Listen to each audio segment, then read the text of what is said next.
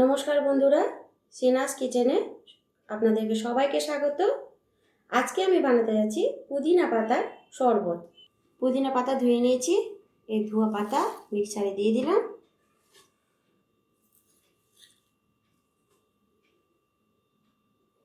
দিচ্ছি লেবুর রস, দিচ্ছি চিনি,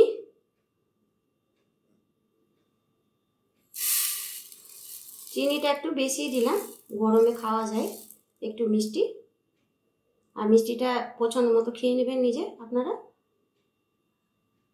এবার দিব ঠান্ডা জল, 1 লিটার জল নিলাম।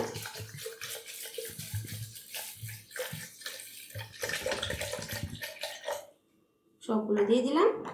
এবার মিক্সারে ব্লেন্ড করে নিব। ব্লেন্ড করা হয়ে গেছে, এবার এটাকে ছেঁকে নিব। এবার ছেঁকে নিচ্ছি।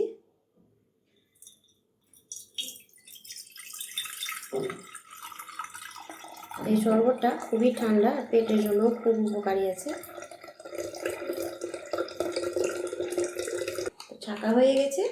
এবার নিলাম একটা গ্লাস, এই গ্লাসের মধ্যে দিয়ে দিচ্ছি এই বরফের টুকরো, দুটো দিচ্ছি।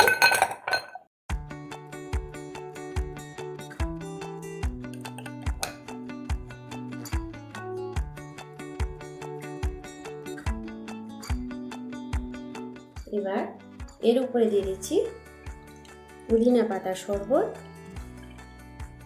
কালারটা কি সুন্দর লাগছে দেখতে, খেতে অতটা দারুণ লাগবে। এবার গরমে বানিয়ে খান পুদিনা পাতার শরবত। এই শরবতটা খেলে পেট খুবই ঠান্ডা থাকবে আর খুব টেস্টিও আছে।